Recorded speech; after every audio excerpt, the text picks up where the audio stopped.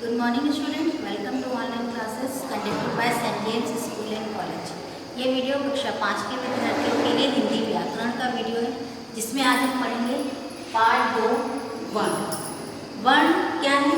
वर्ण या जैसे हम अक्षर भी कहते हैं, वर्ण भाषा की वो सबसे छोटी इकाई है जिसके और खंड नहीं किए जा सकते। हमारे मुख से जो ध्वनियाँ निकलती हैं, उन ध्वनियों के लिए कुछ चिन्ह निश्चित किए गए हैं, उन्हीं को ही वर्ण या अक्षर कहते हैं। वर्ण, इसके अलावा वर्ण क्या है? जिनके और खंड नहीं किए जा सकते, जैसे कि का वर्ण है, तो इसके हम और खंड नहीं कर सकते हैं। ठीक है, तो परिभाषा के रूप में हम इसे समझते हैं कि भाषा की सबसे छोटी इकाई जिसके और टुकड़े नहीं किए जा सकते वर्ण कहलाते हैं। वर्ण क्या है? इसके हम और खंड नहीं कर सकते हैं, वर्ण कहलाते हैं। इसके बाद आता है वर्णमाला। वर्णमाला क्या होती है? वर्णों का एक निश्चित और क्रमबद्ध समूह वर्णमाला कहलाती है, जो कि आप बचपन से पढ़ते चले आ रहे हो। आ इ उ री ए ऐ ओ औ आ, ये सब एक निश्चित क्रम में है और आगे भी इसी तरह व्यंजन जो है वो एक निश्चित क्रम है, उन्हीं को ही वर्णमाला कहते हैं, जो एक निश्चित क्रम में लिखे जाते हैं। नेक्स्ट है वर्ण के भेद। तो वर्ण के दो भेद होते हैं, पहला है स्वर और दूसरा व्यंजन। पहले हम स्वरों के बारे में जानते हैं कि स्वर क्या होते हैं। जिन वर्णों का उच्चारण करते समय हमें अन्य वर्णों की सहायता नहीं लेनी पड़ती है, तो वो स्वर कहलाते हैं। हिंदी में जो है वो 11 स्वर होते हैं। कौन कौन से होते हैं? आ इ उ ए री ए ऐ ओ और औ, ये 11 स्वर होते हैं। स्वरों को भी दो भागों में बांटा गया है, पहला ह्रस्व स्वर और दूसरा दीर्घ स्वर। ह्रस्व स्वर क्या होते हैं? जिन वर्णों का जिन स्वरों का उच्चारण करने में कम समय लगता है वो ह्रस्व स्वर कहलाते हैं। इनकी संख्या जो होती है वो 4 होती है, आ इ उ और री, ये ह्रस्व स्वर के अंतर्गत आते हैं। दूसरा जो है वो है दीर्घ स्वर। दीर्घ स्वर पर आते हैं जिनका उच्चारण में ह्रस्व स्वर की तुलना में अधिक समय लगता है, वो दीर्घ स्वर कहलाते हैं। इनकी संख्या जो है वो 7 होती है। कौन कौन से ये स्वर होते हैं?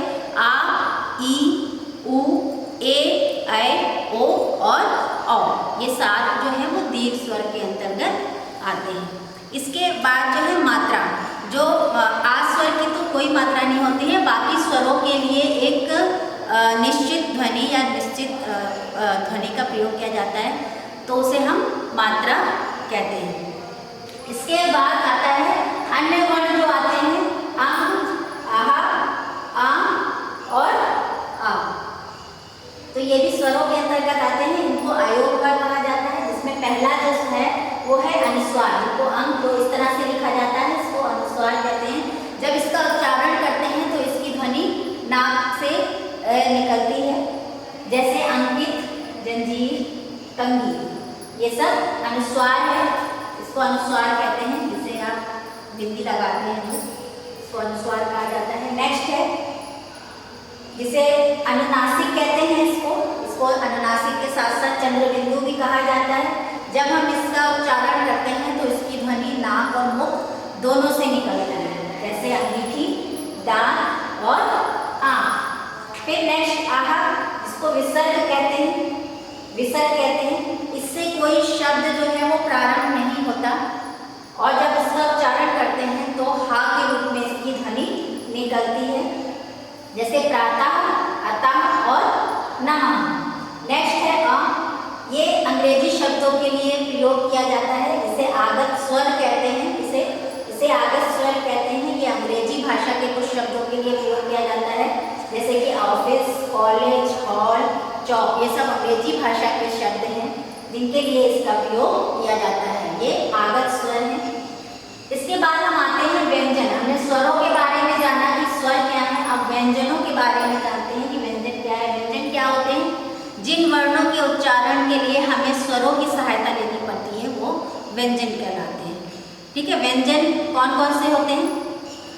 व्यंजन के भी 3 भेद होते हैं, स्पर्श व्यंजन, अंतस्थ व्यंजन और ऊष्म व्यंजन। स्पर्श व्यंजन के अंतर्गत का से लेकर माँ तक के व्यंजन होते हैं। सभी को अलग अलग वर्गों में रखा गया है, जैसे का खा गा घा अंगा को का वर्ग में रखा गया है, जा छा जा झा इया को चा वर्ग में रखा गया है, ट ठा डा ढा णा को ट वर्ग के अंतर्गत रखा गया है, ता था दा धा ना को ता वर्ग में रखा गया है और पा फा बा भा मा को प वर्ग में रखा गया है।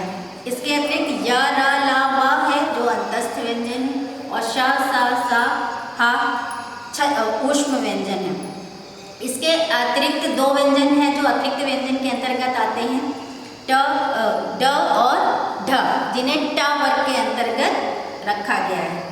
ठीक, इसके बाद आपके आता है आगत ध्वनि, जिसमें आगत ध्वनि में ज और फ, जिसको नुक्ता यहाँ पर लगाते हैं, नुक्ता लगाकर लिखते हैं, ये आगत ध्वनि कहलाती है आपकी। फिर इसके बाद आता है संयुक्त व्यंजन। संयुक्त व्यंजन कौन कौन से होते हैं? संयुक्त व्यंजन छ, त्र, ज्ञा और श, ये 4 संयुक्त व्यंजन होते हैं। संयुक्त व्यंजन होते क्या है? जो 2 व्यंजनों से मिलकर जो व्यंजन बनते हैं वो संयुक्त व्यंजन कहलाते हैं। जैसे छ है, छ किन 2 व्यंजनों से मिलकर बना है? क और श, क और श से मिलकर संयुक्त व्यंजन एक बन क्या बना? छ। इस शब्द क्षत्रिय है, क्षमा है, ये सब शब्द बनते हैं। नेक्स्ट जो संयुक्त व्यंजन है त्र, त्र कौन से 2 व्यंजनों से मिलकर बना है? ता प्लस रा से मिलकर बना है, जैसे त्रिशूल, पत्र। नेक्स्ट है ज्ञा, ज्ञा किससे बना है? ज प्लस इया से मिलकर बना है, जैसे ज्ञानी, वैज्ञानिक, विज्ञान। फिर नेक्स्ट है श, श किन 2 व्यंजनों से मिलकर बना है? श प्लस रा से मिलकर बना है, जैसे कि श्रमिक, श्रम, आश्रम, ये सब शब्द संयुक्त व्यंजन के शब्द हैं। फिर नेक्स्ट है संयुक्त अक्षर। संयुक्त अक्षर क्या होते हैं? इनको व्यंजनों का गुच्छ भी कहते हैं। ये 2 या 3 व्यंजनों से मिलकर बनते हैं। इसका पहला और दूसरा व्यंजन जो होता है वो स्वर रहित, यानी उसमें स्वर नहीं जुड़ा होता है, और दूसरा या तीसरा व्यंजन जो होता है वो स्वर सहित होता है, जैसे कि मक्खी, मक्खन, स्वास्थ्य, ये संयुक्त अक्षर के शब्द हैं। इसके बाद आता है द्वितीय व्यंजन। द्वितीय व्यंजन क्या होते हैं? जब 2 समान व्यंजनों से मिलकर जो व्यंजन बनते हैं वो द्वितीय व्यंजन कहलाते हैं। 2 समान व्यंजनों से, जैसे कि यहाँ पर सच्चा, सच्चा कौन से 2 समान व्यंजन है? च और च। लेकिन इसमें भी जो पहला व्यंजन होता है वो स्वर रहित होता है और दूसरा व्यंजन जो होता है वो स्वर सहित होता है। इसके और एक उदाहरण है पक्का, पत्ता। ठीक है, अब आते हैं हम वर्ण विच्छेद पर। वर्ण विच्छेद क्या होता है? शब्दों के वर्णों को अलग अलग करके लिखना वर्ण विच्छेद कहलाता है।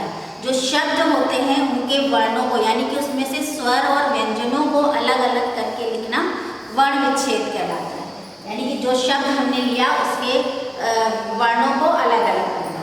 जैसे कि मधुर शब्द है, मधुर में पहला व्यंजन क्या है? वर्ण क्या है? माँ। माँ में क्या जुड़ा हुआ है? मैंने भी बताया था ना कि जो व्यंजन होते हैं वो स्वरों की सहायता से बनते हैं। ठीक, तो ये जो माँ है किसकी सहायता से, कौन सा स्वर जुड़ा हुआ है इसमें? माँ में आ स्वर जुड़ा हुआ है, तो यहाँ पर हो जाएगा माँ प्लस आ।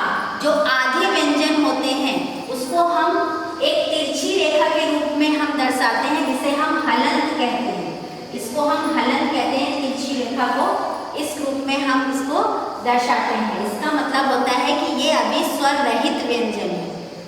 ठीक है, क्लियर है? ये स्वर रहित व्यंजन है, तो यहाँ पर माँ के साथ स्वर जुड़ा हुआ है, माँ प्लस आ।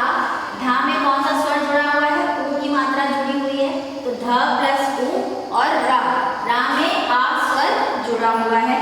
और देखिए सभी व्यंजनों में हलंत लगा हुआ है। इसका मतलब ये कि ये जब हमने इसमें स्वर और व्यंजनों को अलग कर दिया तो यहाँ पर हलंत यहाँ व्यंजनों में लगा दिया। इसका मतलब अब ये स्वर रहित है। ठीक है, अगला शब्द है अचार। इसका हमें वर्ण विच्छेद करना है। आ सबसे पहले है, आ तो स्वर है इसलिए हम इसको ऐसे ही लिखेंगे। फिर अगला जो वर्ण है वो है च। चा में कौन सा स्वर जुड़ा हुआ है? आ स्वर जुड़ा हुआ है, यहाँ पर आ लिखेंगे। फिर रा है,